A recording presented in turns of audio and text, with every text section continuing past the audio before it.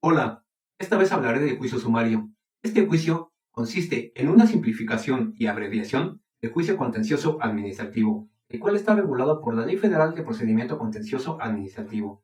El juicio en vía sumaria tiene como principal objetivo reducir la duración de la substanciación del proceso en los juicios de cuantías menores o con un bajo grado de complejidad.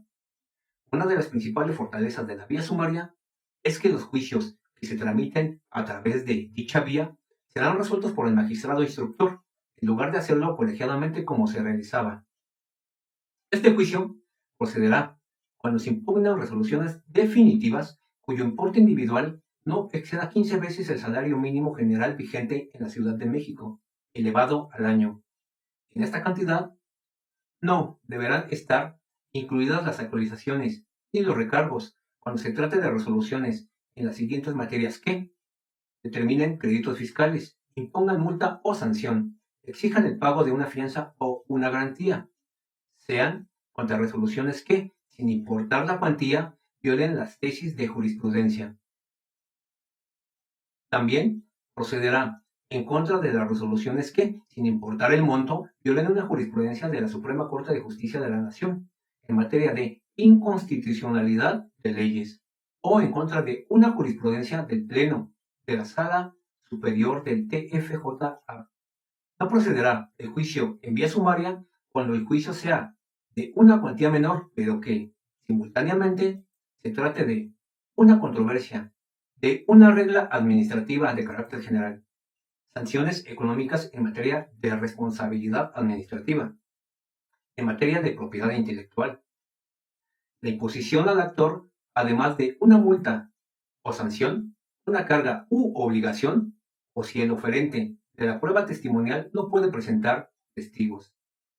Su fundamento legal se encuentra en el artículo 1A de la LFPCA. Para los efectos de esta ley se entenderá por fracción 14, juicio en vía sumaria, como el juicio contencioso administrativo federal, en aquellos casos a los que se refiere el capítulo 11 del título segundo de esta ley. El capítulo 11 del juicio en la vía sumaria establece en su artículo 58.2 que cuando se impugnen resoluciones definitivas cuyo importe no exceda de 15 veces el salario mínimo general vigente en la Ciudad de México, elevado al año, al momento de su emisión, procederá el juicio en vía sumaria, siempre que se trate de algunas de las resoluciones definitivas siguientes. Fracción 1. Las dictadas por autoridades fiscales federales y organismos fiscales autónomos, por las que se fije en cantidad líquida un crédito fiscal. Fracción 2. Las que únicamente impongan multas o sanciones pecuniarias o restitutoria por infracción a las normas administrativas federales. Fracción 3. Las que exijan el pago de créditos fiscales cuando el monto de los exigibles no exceda el importe citado. Fracción 4. Las que requieran el pago de una póliza de fianza o de una garantía que hubiera sido otorgada a favor de la Federación, de organismos fiscales autónomos o de otras entidades paraestatales de aquella. O fracción 5.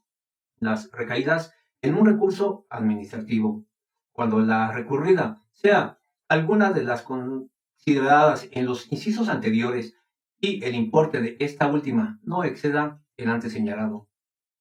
Artículo 58.3. La tramitación del juicio en la vía sumaria será improcedente cuando, fracción 1, si no se encuentra en alguno de los supuestos previstos en el artículo 58.2. Su contenido se establece en los artículos 58.1 al 58.15 de la LFPCA. Los plazos para el ejercicio de los derechos de las partes en el juicio de la vía sumaria se dan conforme a lo siguiente. El plazo de la presentación de la demanda. La demanda deberá presentarse dentro de los 30 días siguientes a aquel en que surta efectos la notificación de la resolución impugnada, de conformidad con las disposiciones de esta ley, ante la sala regional competente. Artículo 58.2 LFPCA. El plazo para la contestación de la demanda. Una vez admitida la demanda, se correrá traslado al demandado para que la conteste dentro del término de 15 días y emplazará, en su caso, al tercero para que en igual término se apersone en juicio. Artículo 58.4. El plazo para la ampliación de la demanda. El actor podrá ampliar la demanda en los casos a que se refiere el artículo 17 de esta ley, en un plazo de 5 días siguientes a aquel en que surta efectos la notificación del auto que tenga por presentada la contestación. Artículo 58.6. Plazo para la contestación de la ampliación de la demanda. La parte demandada, o en su caso el tercero, contestará la ampliación a la demanda en el plazo de 5 días siguientes a que surta efectos la notificación de su traslado. En caso de omisión de los documentos a que se refieren los artículos 17, último párrafo, y 21, segundo párrafo de esta ley, las partes deberán subsanarla en el plazo de 3 días siguientes a aquel en que surta efectos la notificación del requerimiento formulado por el instructor. Artículo 58.6. El plazo para presentar los alegatos. Las partes podrán presentar sus alegatos antes de la fecha señalada para el cierre de instrucción. Artículo 58.11. El cierre de instrucción. En la fecha fijada para el cierre de instrucción, el magistrado instructor procederá a verificar si el expediente se encuentra debidamente integrado, supuesto en el que deberá declarar cerrada la instrucción.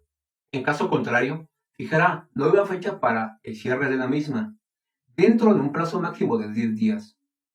En el momento en el que el magistrado instructor advierta que el expediente se encuentra debidamente integrado, otorgará a las partes un término de 3 días para que formulen sus alegatos, quedando cerrada la instrucción, una vez fenecido dicho plazo, con o sin la presentación de dichos alegatos. Artículo 58.12. El plazo para dictar sentencia. Una vez cerrada la instrucción, el magistrado pronunciará sentencia dentro de los 10 días siguientes, salvo en los casos en que se haya ejercido la facultad de atracción o se actualiza la competencia especial de la Sala Superior, supuestos en los cuales deberá estarse a lo dispuesto por el artículo 48, fracción 2, inciso D, de esta ley, a efecto de que sea resuelto por el Pleno o la sección respectiva con los plazos y las reglas correspondientes a ello, de conformidad con esta ley. Artículo 58.13. Los plazos para interponer los incidentes de nulidad, de notificaciones y de recusación de perito. Los incidentes de nulidad, de notificaciones y de recusación de perito se deberán interponer dentro del plazo de 3 días siguientes a aquel en que se conoció el hecho o se tuvo por designado al perito, respectivamente, y la contraparte deberá contestar la vista en igual término. Artículo 58.7, párrafo 4. El recurso de revisión. No se establece en las disposiciones del juicio en vía sumaria una disposición que indique un plazo especial para interponer el recurso de revisión, por lo que aplican las disposiciones que regulan el recurso de revisión del juicio ordinario. Artículo 58.1. El recurso de reclamación. Los recursos de reclamación a que se refieren los artículos 59 y 62 de esta ley deberán interponerse dentro del plazo de 5 días siguientes a aquel en que surta efectos la notificación de la resolución correspondiente del magistrado instructor. Artículo 58.8. Los juicios en esta vía serán resueltos por el magistrado instructor, en lugar de realizarlo colegiadamente, como se venía aplicando, de tal forma que hoy en día los juzgadores que integran las salas regionales reducen de forma efectiva el tiempo para la instrucción y resolución de los juicios. Muchas gracias.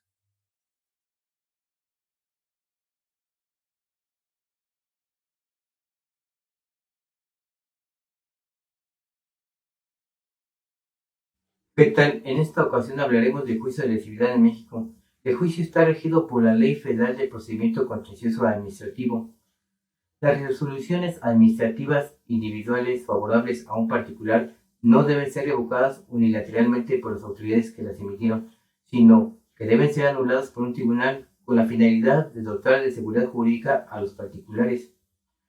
Esto se encuentra en el artículo 36, primer párrafo del Código Federal Fiscal, al referir que ese tipo de resoluciones solo podrán ser modificadas por el Tribunal Federal de Justicia Administrativa mediante juicio iniciado por la autoridad tributaria.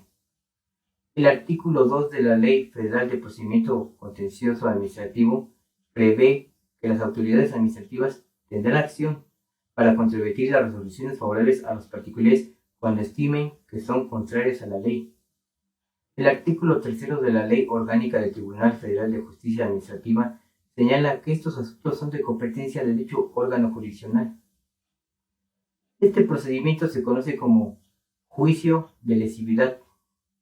Toma su nombre dado que la autoridad en carácter de particular somete a juicio a un particular con el fin de que se anule alguna resolución que otra autoridad administrativa haya dado en favor del particular en algún juicio previo. Lo anterior porque la autoridad demandante, la que busca anular la resolución a favor del particular, considera injusta dicha resolución, pues asegura que está lesionando los intereses del Estado. Si un contribuyente le formula una consulta al fisco federal para confirmar un criterio aplicación de una tasa menor a determinada operación y obtiene respuesta en sentido de ratificar su razonamiento, esta decisión solo se podrá modificar en el juicio descrito, y hasta en tanto esto no ocurra, será de observancia obligatoria para el ente recaudador. La autoridad hacendaria con mayor frecuencia hace valer ese medio de defensa para quitarle efectos a juicios previos que considera ilegales, pero que fueron concedidos a los pagadores de impuestos en su oportunidad. De ahí la importancia de conocer cómo opera la figura jurídica. En el juicio de lesividad, la autoridad hacendaria tiene el carácter de demandante y el particular el del demandado, siendo el interés de aquella el anular una resolución favorable a este último y este, por el contrario, quiere que se conserve su validez. El plazo para presentar la demanda de lesividad es de 5 años contados a partir de la fecha en que se emitió la resolución impugnada.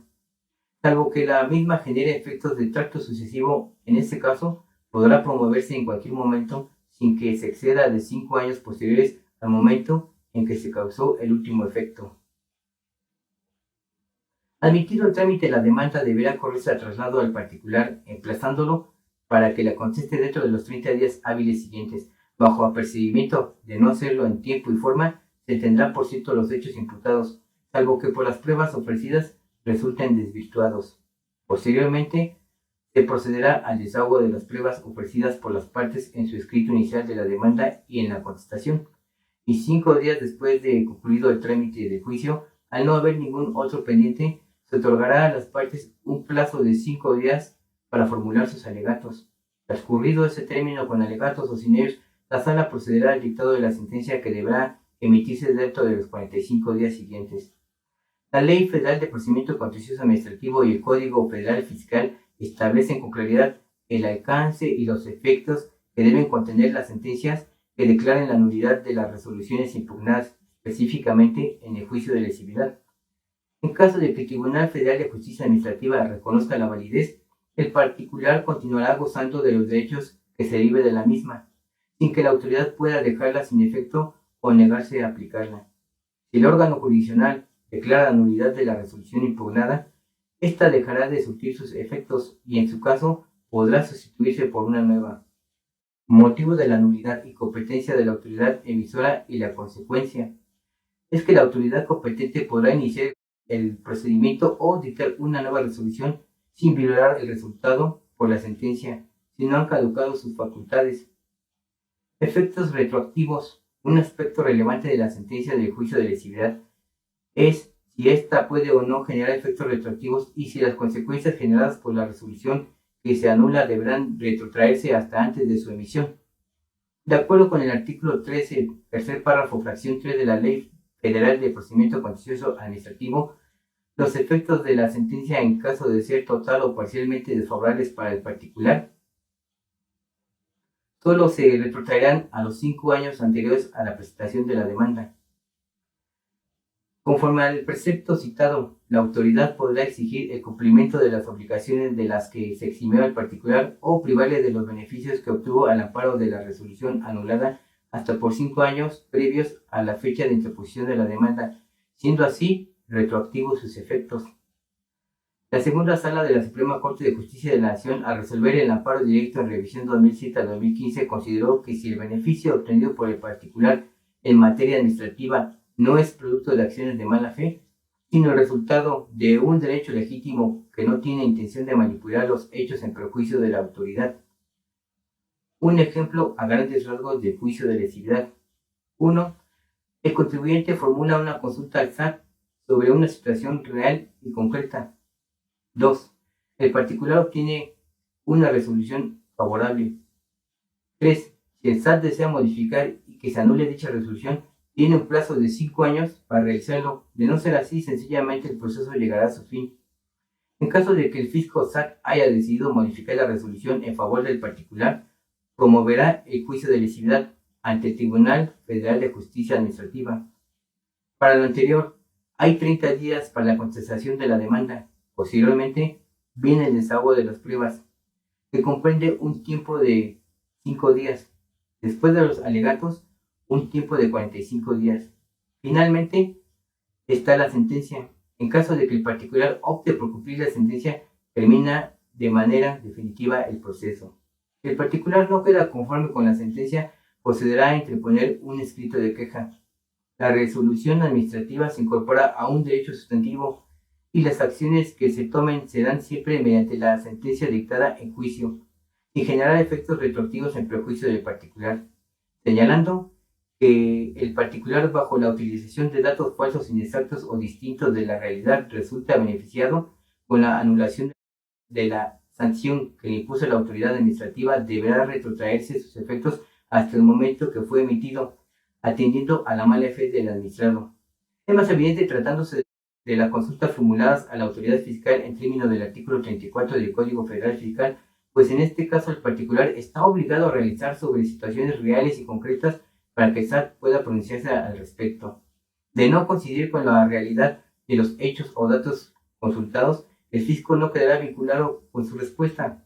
Por tanto, si bien la Ley Federal de Procedimiento Contencioso Administrativo prevé que los efectos de la resolución anulada en el juicio de lesividad podrán retrotraerse hasta por 5 años previos a la presentación de la demanda, esta disposición no debe aplicarse solo cuando el contribuyente hubiese actuado de manera de mala fe, sino en ambos lados, ya que de esta manera se evita que la sentencia genere efectos retroactivos en perjuicio del particular que no tuvo injerencia alguna en el error que incurrió la autoridad administrativa.